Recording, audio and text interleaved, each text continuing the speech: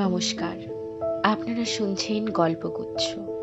হাজার সাহিত্যিক গল্পের সমাহার নিয়ে এই গল্পগুচ্ছ চ্যানেলটি শুরু করছি। আজ শুনবেন আমাদের সকলের প্রিয় লেখক রবি ঠাকুরের লেখা কঙ্কাল গল্পটি। আমরা সকলেই রবি ঠাকুরকে ভীষণ ভালোবাসি। তার প্রতি আমার শ্রদ্ধা জানিয়ে আজকের গল্পটি শুরু করলাম। কানে হেডফোনটা দিন আর চোখ বন্ধ করুন। শুরু করছি আজকের গল্প কঙ্কাল। আমরা তিন বাল্যসঙ্গী যে ঘরে শয়ন করিতাম, তাহার পাশের ঘরের দেওয়ালে একটি আস্ত নরকঙ্কাল ঝোলানো থাকিত। রাতে বাতাসে তাহার হাড়গুলা খটখট শব্দ করিয়া নড়িত। দিনের বেলায় আমাদিগকে সেই হাড় নাড়িতে হইত। আমরা তখন পণ্ডিত মশাইয়ের নিকট মেঘনাদ বধ এবং ক্যাম্বেল স্কুলের এক ছাত্রের কাছে অস্থিবিদ্যা পড়িতাম। আমাদের অভিভাবকের ইচ্ছা ছিল আমাদিগকে সহসা সর্ববিদ্যায় পারদর্শী করিয়া তুলিবেন। তাহার অভিপ্রায় কতদূর সফল হইয়াছে, যাহারা আমাদিগকে জানেন তাহাদের নিকট প্রকাশ করা বাহুল্য, এবং যাহারা জানেন না তাহাদের নিকট গোপন করাই শ্রেয়। তাহার পর বহুকাল অতীত হইয়াছে। ইতিমধ্যে সেই ঘর হইতে কঙ্কাল এবং আমাদের মাথা হইতে অস্থিবিদ্যা কোথায় স্থানান্তরিত হইয়াছে অন্বেষণ করিয়া জানা যায় না। অল্পদিন হইল একদিন রাতে কোনো কারণে অন্যত্র স্থানাভাব হওয়াতে আমাকে সেই ঘরে শয়ন করিতে হয়। অন্যভ্যাসবশত ঘুম হইতেছে না। এপাশ ওপাশ করিতে করিতে গির্জার ঘড়িতে বড় বড় ঘণ্টাগুলো প্রায় সব কটা বাজিয়া গেল। এমন সময় ঘরের কোণে যে তেলের শেষ জ্বলিতেছিল, সেটা প্রায় মিনিট পাঁচেক ধরিয়া খাবি খাইতে খাইতে একেবারে নিভিয়া গেল। ইতিপূর্বেই আমাদের বাড়িতে দুই একটা দুর্ঘটনা ঘটিয়াছে, তাই এই আলো নেবা হইতেই সহজেই মৃত্যুর কথা মনে উদয় হইল। মনে হইল এই যে রাত্রি দুই প্রহরে একটি দীপশিখা চিরা অন্ধকারে মিলাইয়া গেল, প্রাকৃতির কাছে ইহাও যেমন আর মানুষের ছোট ছোট প্রাণশিখা কখনো দিনে কখনো রাতে হঠাৎ নিভিয়া বিস্মৃত হইয়া যায়, তাহাও তেমনি। ক্রমে সেই কঙ্কালের কথা মনে পড়িল। তাহার জীবিত কালের বিষয় কল্পনা করিতে করিতে সহসা মনে হইল একটি চেতন পদার্থ অন্ধকারে ঘরের দেওয়াল হাতড়াইয়া আমার মশারির চারিদিকে ঘুরিয়া ঘুরিয়া বেড়াইতেছে। তাহার ঘন ঘন নিঃশ্বাসের শব্দ শোনা যাইতেছে। সে যেন কি খুঁজিতেছে, পাইতেছে না, এবং দ্রুততর বেগে ঘরময় প্রদক্ষিণ করিতেছে। নিশ্চয় বুঝিতে পারিলাম সমস্ত আমার নিদ্রাহীন উষ্ণ মস্তিষ্কের কল্পনা, এবং আমারই মাথার মধ্যে বো বো করিয়া সে রক্ত ছুটিতেছে, তাহারই দুটো পদশব্দের মতো শুনাইতেছে। কিন্তু তবু গা ছমছম করিতে লাগিল। জোর করিয়া এই অকারণ ভয় ভাঙিবার জন্য বলিয়া উঠিলাম, কে? পদশব্দ আমার মশারির কাছে আসিয়া থামিয়া গেল, এবং একটা উত্তর শুনিতে পাইলাম, আমি। আমার সেই কঙ্কালটা কোথায় গেছে তাই খুঁজিতে আসিয়াছি। আমি ভাবিলাম, নিজের কাল্পনিক সৃষ্টির কাছে ভয় দেখানো কিছু নয়। পাশবালিশটা সবলে আঁকড়িয়া ধরিয়া চিরপরিচিতের মতো অতি সহজ সুরে বলিলাম, এই দুপুর রাতে বেশ কাজটি বাহির করিয়াছ, তা সে কঙ্কালে এখন আর তোমার আবশ্যক? অন্ধকারে মশারির অত্যন্ত নিকট হইতে উত্তর আসিল, বলো কি? আমার বুকের হাড় যে তাহারই মধ্য ছিল। আমার ২৬ বৎসরের যৌবন যে তাহার চারিদিকে বিকশিত হইয়াছিল। একবার দেখিতে ইচ্ছে করে না? আমি তৎক্ষণাৎ বলিলাম, হাঁ, কথাটা সঙ্গত বটে, তা তুমি সন্ধান করোগে যাও, আমি একটু ঘুমাইবার চেষ্টা করি। সে বলিল, তুমি একলা আছো বুঝি? তবে একটু বসি, একটু গল্প করা যাক। ৩৫ বৎসর পূর্বে আমিও মানুষের কাছে বসিয়া মানুষের সঙ্গে গল্প করিতাম। এই ৩৫টা বৎসর আমি কেবল শ্মশানের বাতাসে হু হু শব্দ করিয়া বেড়াইয়াছি। আজ তোমার কাছে বসিয়া আর একবার মানুষের মতো করিয়া গল্প করি। অনুভব করিলাম আমার মশারির কাছে কে বসিল। নিরুপায় দেখিয়া আমি বেশ একটু উৎসাহের সহিত বলিলাম, সেই ভালো, যাহাতে মন বেশ প্রফুল্ল হইয়া ওঠে এমন একটা কিছু গল্প বলো। সে বলিল, সবচেয়ে মজার কথা যদি শুনতে চাও তো আমার জীবনের কথা বলি। গির্জার ঘড়িতে ঢং ঢং করিয়া 2টা বাজিল। যখন মানুষ ছিলাম এবং ছোট ছিলাম তখন এক ব্যক্তিকে জমের মতো ভয় করিতাম। তিনি আমার স্বামী। মাছকে বড়শি দিয়া ধরিলে তাহার যেমন মনে হয় আমারও সেই রূপ মনে হইত। অর্থাৎ কোনো এক সম্পূর্ণ অপরিচিত জীব যেন বড়শিতে গাঁথিয়া আমাকে আমার স্নিগ্ধ গভীর জন্ম জলাশয় হইতে টান মারিয়া ছিনিয়া লইয়া যাইতেছে। কিছুতে তাহার হাত হইতে পরিত্রাণ নাই। বিবাহের 2 মাস পরেই আমার স্বামীর মৃত্যু হইল এবং আমার আত্মীয় স্বজনেরা আমার হইয়া অনেক বিলাপ পরিতাপ করিলেন। আমার শ্বশুর অনেকগুলি লক্ষণ মিলাইয়া দেখিয়া শাশুড়িকে কহিলেন, শাস্ত্রে যাহাকে বলে বিষকন্যা, এ মেয়েটি তাই। সে কথা আমার স্পষ্ট মনে আছে। শুনিতেছ কেমন লাগিতেছে? আমি বলিলাম, বেশ। গল্পের আরম্ভটি বেশ মজার। তবে শোন। আনন্দে বাপের বাড়ি ফিরিয়া আসিলাম। ক্রমে বয়স বাড়িতে লাগিল। লোকে আমার কাছে লুকাইতে চেষ্টা করিত, কিন্তু আমি নিজে বেশ জানিতাম আমার মতো রূপসী এমন যেখানে সেখানে পাওয়া যায় না। তোমার কি মনে হয়? খুব সম্ভব, কিন্তু আমি তোমাকে কখনো দেখি নাই। দেখো নাই কেন? আমার সেই কঙ্কাল? বলে সে হাসতে লাগলো। আমি ঠাট্টা করিতেছি।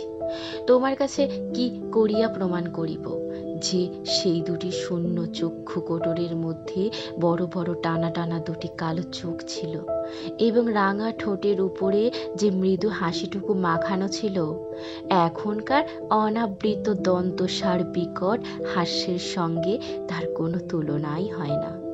এবং সেই কয়খানা দীর্ঘ শুষ্ক অস্থিখণ্ডের উপর এত লালিত্য, এত লাবণ্য যৌবনের, এত কঠিন কোমল নিটল পরিপূর্ণতা প্রতিদিন প্রস্ফুটিত হইয়া উঠিতেছিল।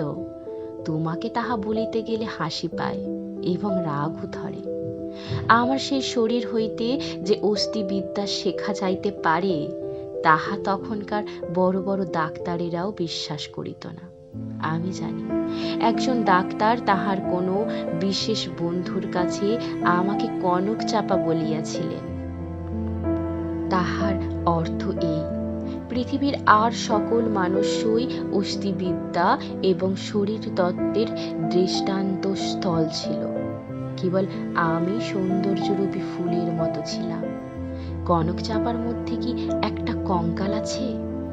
আমি যখন চলিতাম তখন আপনি বুঝিতে পারিতাম যে এক খণ্ড হীরা নড়াইলে তাহার চারিদিক হইতে যেমন আলো ঝকমক করিয়া ওঠে, আমার দেহের প্রত্যেক গতিতে তেমনি সৌন্দর্যের ভঙ্গি নানা স্বাভাবিক হিল্লোলে চারিদিকে ভাঙিয়া পড়িত।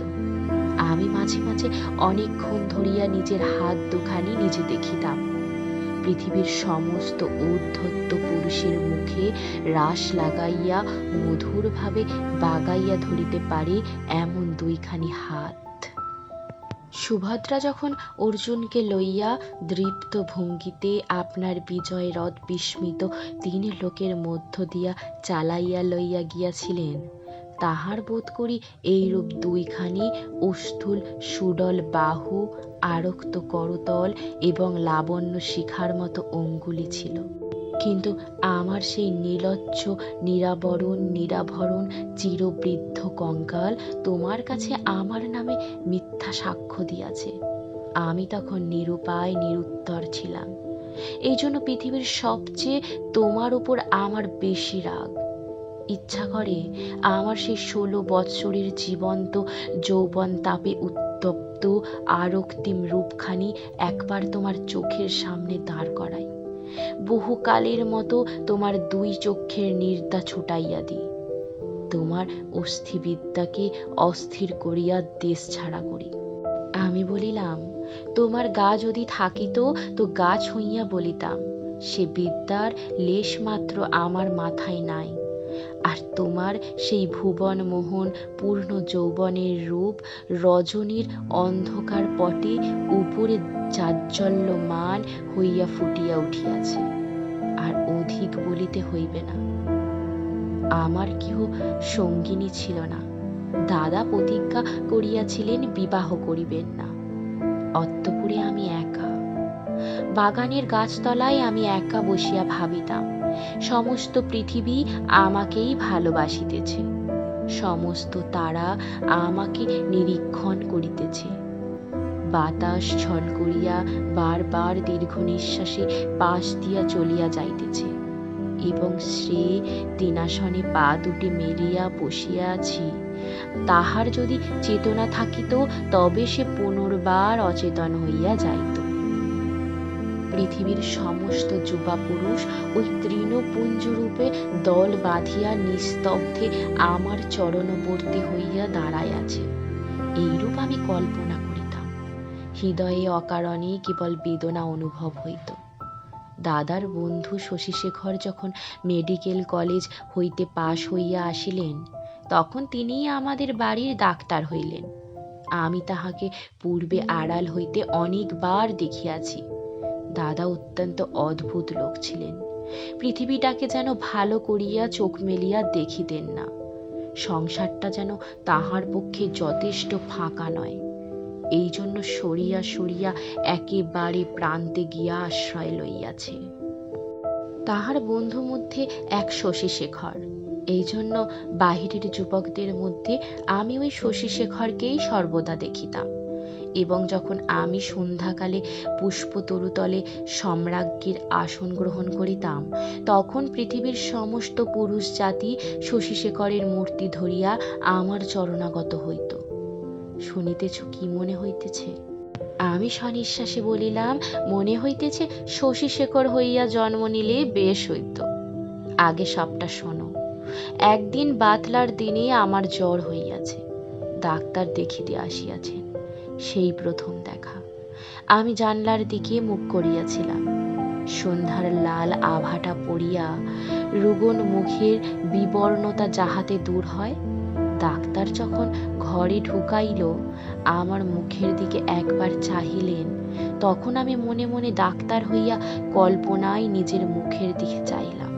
সেই সন্ধ্যালোকে কোমল বালিশের উপরে একটি ঈষৎ ক্লিষ্ট কুসুম পেলব মুখ, অসংযমিত চূর্ণ কুন্তল ললাটের উপর আসিয়া পড়িয়াছে, এবং লজ্জায় আনমিত বড় বড় চোখের পল্লব কপালের উপর ছায়া বিস্তার করিয়াছে। ডাক্তার নম্র মৃদুস্বরে দাদাকে বলিলেন, একবার হাতটা দেখিতে হইবে। আমি গাত্রাবরণের ভিতর হইতে ক্লান্ত সুগোল হাতখানি বাহির করিয়া দিলাম। একবার হাতের দিকে চাহিয়া দেখিলাম। যদি নীলবর্ণ কাঁচের চুড়ি পরিতে পারিতাম তো আরো বেশ মানাইত। রোগীর হাত লইয়া নাড়ি দেখিতে ডাক্তারের এমন ইতস্তত ইতপূর্বে কখনো দেখি নাই। অত্যন্ত অসংলগ্ন ভাবে কম্পিত অঙ্গুলিতেই নাড়ি দেখিলেন। তিনি আমার জ্বরের উত্তাপ বুঝিলেন। আমিও তাহার অন্তরের নাড়ি কিরূপ চলিতেছে কতকটা আভাস পাইলাম। বিশ্বাস হইতেছে না। আমি বলিলাম, অবিশ্বাসের কোনো কারণ দেখতেছি না। মানুষের নাড়ি সকল অবস্থায় সমান চলে না। কালক্রমে আরো 2-4 বার রোগ এবং আরোগ্য হইবার পরে দেখিলাম, আমার সেই সন্ধ্যাকালের মানুষ সবাই পৃথিবীর কোটি কোটি পুরুষ সংখ্যা অত্যন্ত হ্রাস হইয়া ক্রমে একটিতে আসিয়া ঠেকিল। আমার পৃথিবী প্রায় জনশূন্য হইয়া আসিল। জগতে কেবল একটি ডাক্তার এবং একটি রোগী অবশিষ্ট রইল। আমি গোপনে সন্ধ্যাবেলায় একটি বাসন্তী রঙের কাপড় পরিতাম। ভালো করিয়া খোপা বাঁধিয়া মাথায় এক গাছি বেলফুলের মালা জড়াইতাম। একটি আয়না হাতে লইয়া বাগানে গিয়া বসিতাম। কেন, আপনাকে দেখিয়া কি আর পরিতৃপ্ত হয় না? বাস্তবিক হয় না, কেননা আমি তো আপনাকে দেখিতাম না।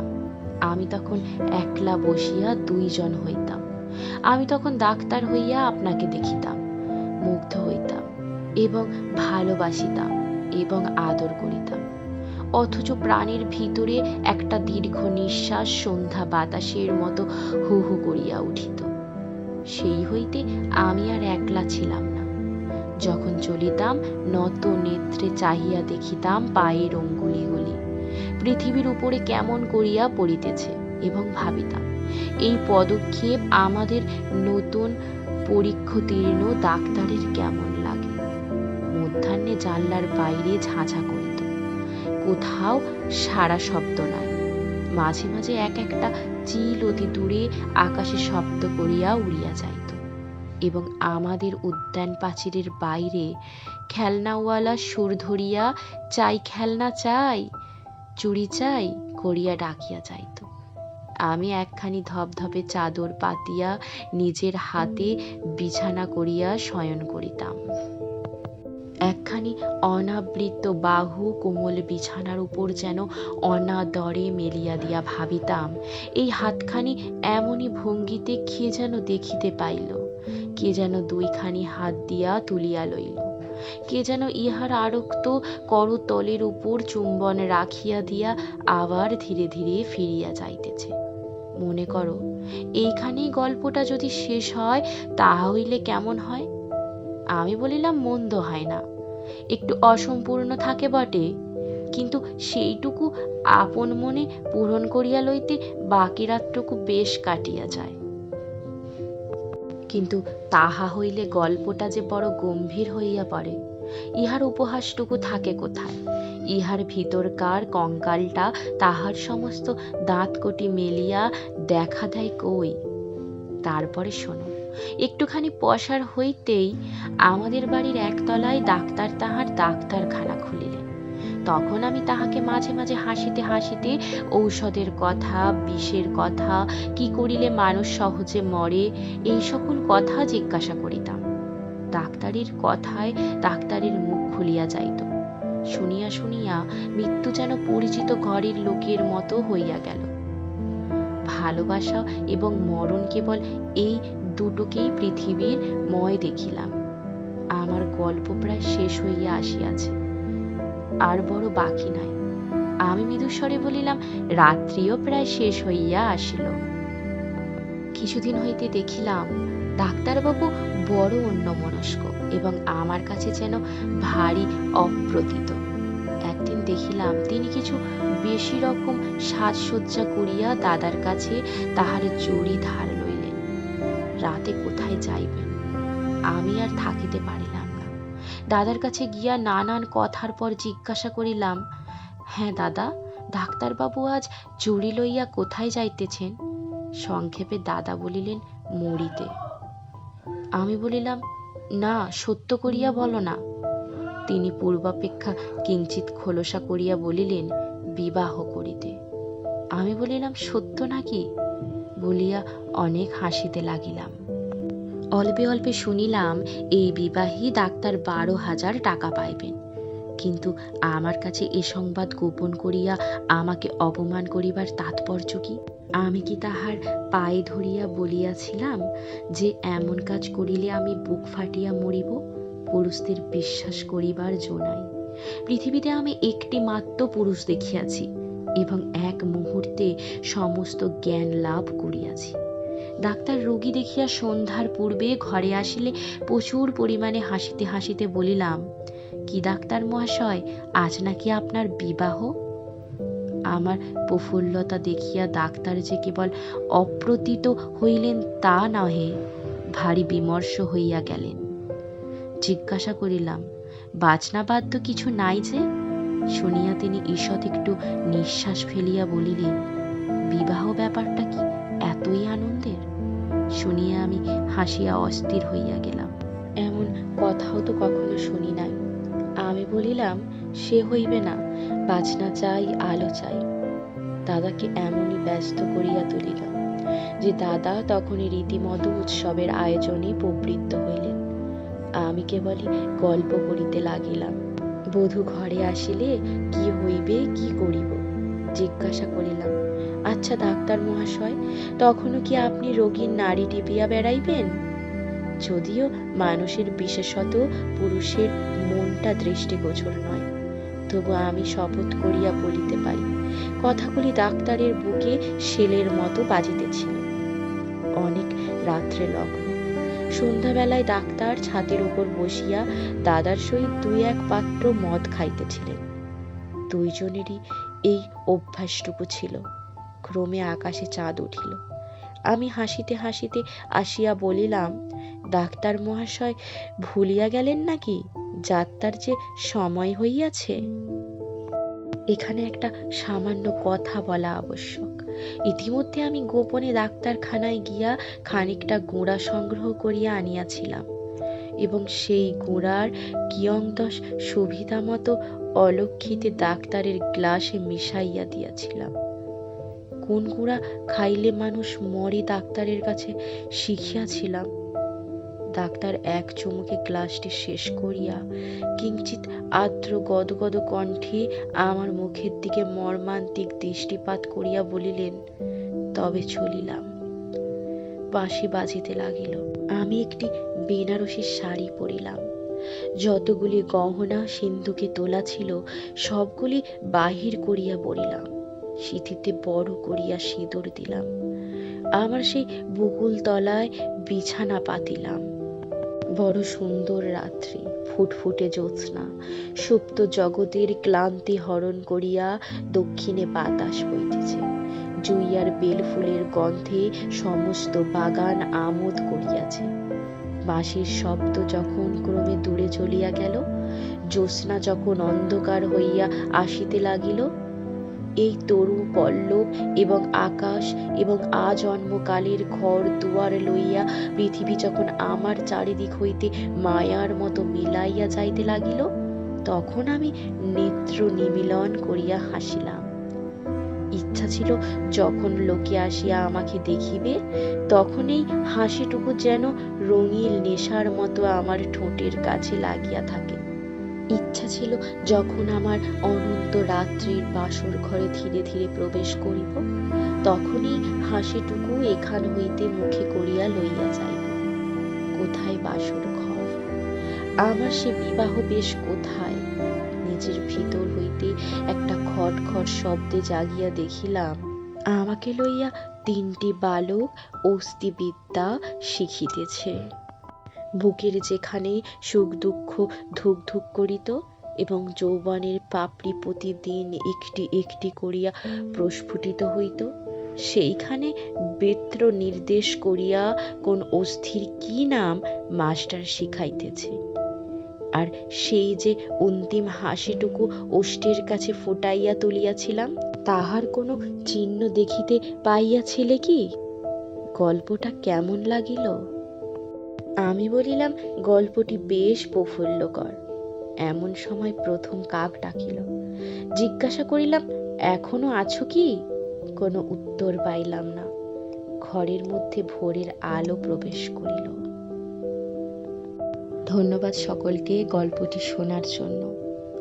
গল্পটি শোনার পর বলি, যদি আপনাদের গল্পটি পাঠ করা ভালো লেগে থাকে তবে আমার চ্যানেলটি অবশ্যই সাবস্ক্রাইব করে রাখুন এবং অল নোটিফিকেশন অন করে রাখুন, যাতে নতুন গল্প এলে সহজেই আপনার কাছে পৌঁছে যায়। গল্পটি কেমন লাগলো অবশ্যই সকলে জানাবেন। ধন্যবাদ সকলকে। আমার পাশে থাকুন, সাথে থাকুন। আজকের গল্পগুচ্ছ এখানেই শেষ করলাম।